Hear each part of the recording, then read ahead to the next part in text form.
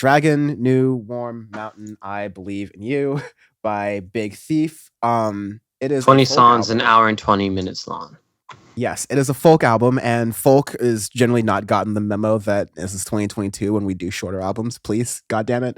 Um, Nevertheless, we don't tend to do like a lot of folk things on Audioface just because of the not out of like a thing we hate folk or like we hate this sort of genre. It's like how albums come up and get reviewed. But this happened to be a week where we had some space to review of this. And I'm actually kind of glad we did because yes, this is a long album in a week where we had to listen to another very long album in Beach House's Once Twice Melody.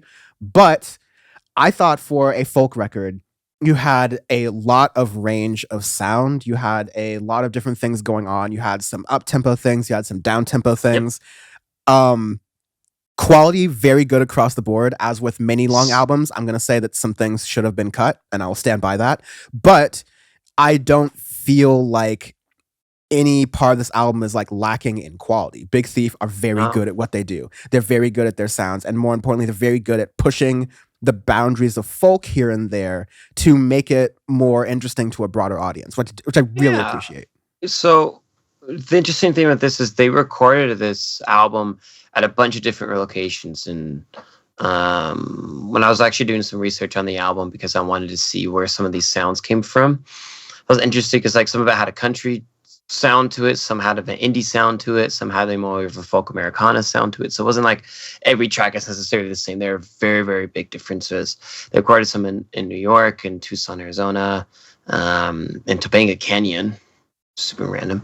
I think there's one other location as well. I just blinking off the top of my head. But they made a bunch of tracks throughout that time, and they're going throughout the country. And then they condensed it, consolidated it down to what it is on this record. The only complaints I really have on this record, there's two. One is the title of this record. I hate it. It's the most fucking hipster thing in the world. Dragon, New, Warm, Mountain, I Believe in You. Rich man, beggar man, poor man, thief. Don't ever make a track. Don't ever make an album title that is longer than the thing on Spotify where I has to put 3 dots for me. That's an automatic yellow card. Other than that, actually, 10-yard penalty. It's a 10-yard penalty. Repeat first down. I actually really like this record a lot. There's a ton of sounds in here that I absolutely enjoy. The only thing I hate in this thing is Time Escaping, which is the second track. I hate that track. I'm sorry.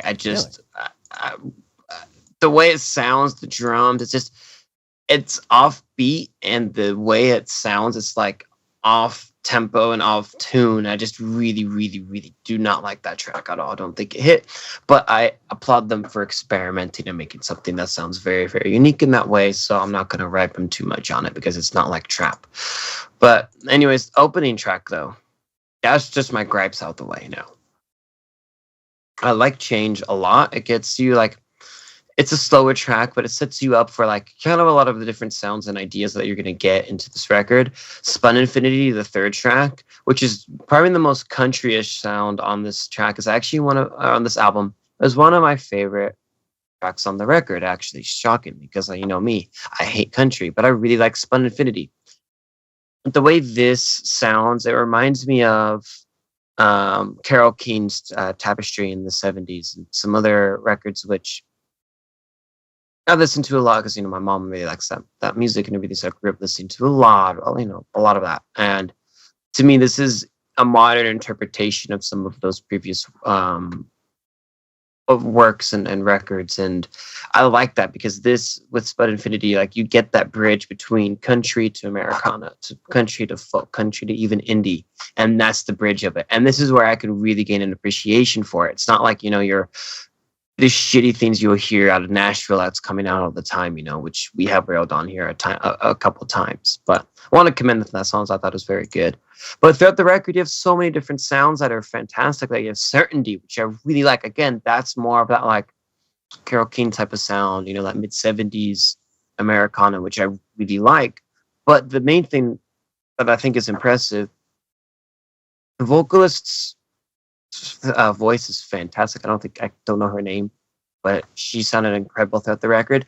But they made it sound. They did the Silk Sonic, where they had a lot of influences and stuff of previous generations, but they modernized it. They did it to where it fits for the year, fits for the decade, fits for the for the 2000s, the 2020s. But they still had a lot of those influences, which a lot of people aren't making sounds for that. So I really commend it for that. Yeah. Shout out Adrian Lenker is the vocalist. Yep. Yeah.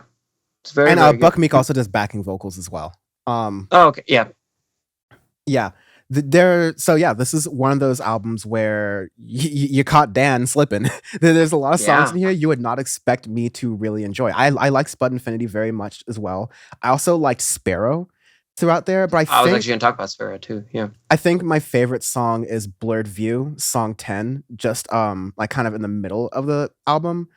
It's just got it's a little bit of like an eerier track, but I love, like, it's almost Billie Eilish sounding, like that Well, eerie, that kind of deep the and dark. thing with that with the placement, because there's a song right before it which I really like too, which is Flower of Blood, which is more of like an up tempo indie track. This is where I start to really, really like this album, because this album takes you through so many different sounds. Like, it starts as like a country folk Americana record, and if you're gonna give me that for an hour and 20 minutes in 2022, I'm gonna say I'm not gonna say my welcome. I'm gonna like, see you later, bye bye. You're gonna be my cargo ship on fire, which I'm gonna talk about in a little bit. But when you get to that middle of the record, and you get to Flower Blood, Blurred View, I'm like, holy shit! Like, they put more of like an indie sound on it, an experimental indie sound. Flower Blood is like my favorite style of indie, and then Blurred View, yeah, it's like this almost like glitchy sound the way they do it. But if you go from Spud Infinity and Blurred View and you have that in a shuffle, you'd be like, what the hell, is this the same record? But in the context of it, the way it flows down and the way they put each track after it, it makes sense in the way it's done. And you can hear, from what I said earlier, how they recorded at different areas, and all four of the members all wrote different songs and all wrote different sounds for their personal selves, and then they threw it together. You can hear when certain people have certain sounds or certain ideas and others have certain ideas, but they all come to a collective cohesion and throw it together, which is very impressive to do. And this is where I start to like this record a ton. Yeah. I through the end, and I even though I like this record, this was a lot, and I think maybe I'll give it the benefit of the doubt that Beach House was also in my head this week, and so I had to keep a lot of long record in my head, and so maybe some of my fatigue near the end of this record, I'll honestly attribute more to that, because I think it's really interesting. I'm going to actually come back to this record to listen to it more. But near the end, me too. At least near the end, you don't have a situation, to me, where it started to drag out or get kind of long. I mean, other than the fact that it's a long-ass album. Like, the songs themselves maintain quality, and they keep doing the unique sort of shifts that you wouldn't get in a lot of other similar records. Like, Simulation Swarm, I think, is phenomenal here. I don't have enough space to drop it because there's so many songs in this sample here. Yeah, but, like, Simulation really Swarm and Love, Love, Love, those two tracks towards the end are fantastic. As towards the last two of the album as well. Again, like, I love the guitar work in it. Actually reminds me a little bit of some of Johnny Greenwood's style of guitar work and everything. But again, you wouldn't expect like a Radioheady sound song at the end of the record when you listen to the first three tracks. That's what I love about this. But again, what I commend them for is everything is cohesive. Everything works together. Like, the way Adrian could get her vocals to adapt to every single song to make it work in the context of an album is fantastic. I'll give them a benefit out for making the album short, because they had close to 50 tracks that were done, but they consolidated it and made it into 20. So I'm like, okay, thank you, Christ, for not making me listen to 3 hours of music. So they did edit down what they had. So, and with that, I'll also argue, and this isn't to like dunk on Big Thief unnecessarily, but I'll just use that example as to say, yeah, that's how albums are supposed to work. Like, we've gotten numb to trap artists going like, I'm making 50 songs, I'm releasing 50 songs, and we go, dude, these all kind of sound the same, and that's why. Because the way an album usually works is you make dozens of songs and you narrow them down and you tweak them and refine them and you make them fit together, or you choose the ones that fit together to begin with. And that is album crafting. You get good sounding albums as a result when artists do that. And like I think this album, Dragon, New, Warm, Mountain, I Believe in You, is an example of that when you craft an album that carefully. Yeah, I guess the only dig in saying that is that, like, okay, yeah, they did narrow down, but yeah, that's what you're supposed to do in making an album, right? Like, you're supposed to take a Yeah, lot and then bring exactly. it down. So yeah, at least they did that, but also that's what you're supposed to do. And we are still at an hour and 20 minutes. Yeah, But but I liked of it a lot. yeah, this is not like a trap hour and 20 minutes where like my time is wasted. I've like not heard many new sounds or things that stay with me. This is staying with me. This was like a turn This my head is and check this out kind of moment. this is why I love this fucking podcast, because this is, like the horrors where you just get something where I'm like, I might listen to this at some point. I might listen to a track or two here, but you get the whole project. You're like, Jesus Christ, this is fantastic. Even with Time Escaping, which I do not like that song. The rest of this album, I actually really, really like, which I am shocked about this. Yeah, it's very good. Very, very, very good.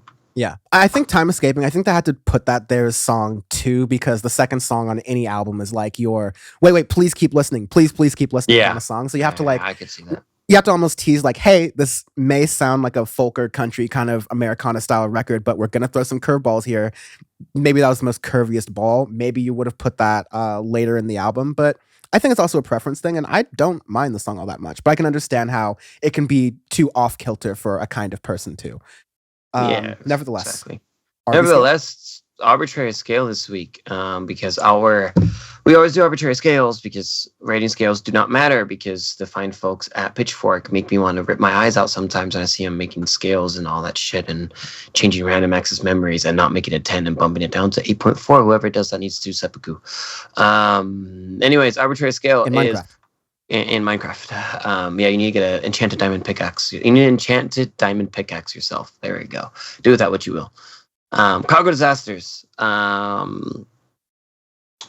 This is in 1997. A cargo ship off the coast, I believe, of the UK, got tipped over, or like tipped over a bunch of their cargo holds, and what was in them was about 4.9 million Lego pieces, and literally they are still washing up to shore 25 years later. And Lego is like one of the big things where they're like, hey, we don't want our bricks in the ocean and all that.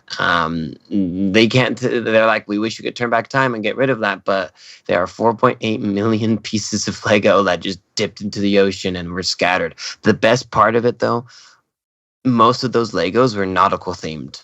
So people were getting boats, many life jackets, kelp. Atlantis confirmed. Rushing up, and there's some poor schmuck out of the UK who's like been collecting things for the past 12 years or something. Just walks along the shore, some pensioner. What I've learned about the UK what I've learned about the UK and my like ongoing Power Report non-existent segment on decaying empires is that like the men of Britain have nothing to do post Brexit. Like all they do is right. like yell at planes and collect things.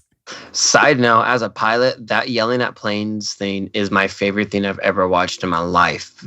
People are like, oh my God, they can do this. I'm like, yeah, welcome to our lives. Oh yeah, there's a video I sent Sean of a guy in England narrating flights trying to land at Heathrow during a major winter storm. Heathrow, London. And you'll see planes, and Heathrow's already a difficult airport to just like manage, and just in general as a person, just to fly. As a pilot. But you see the planes about to approach the runway, and they're like, nope, not doing that. Last minute, they just like tip back up, and they're like, no, we're gonna do that again.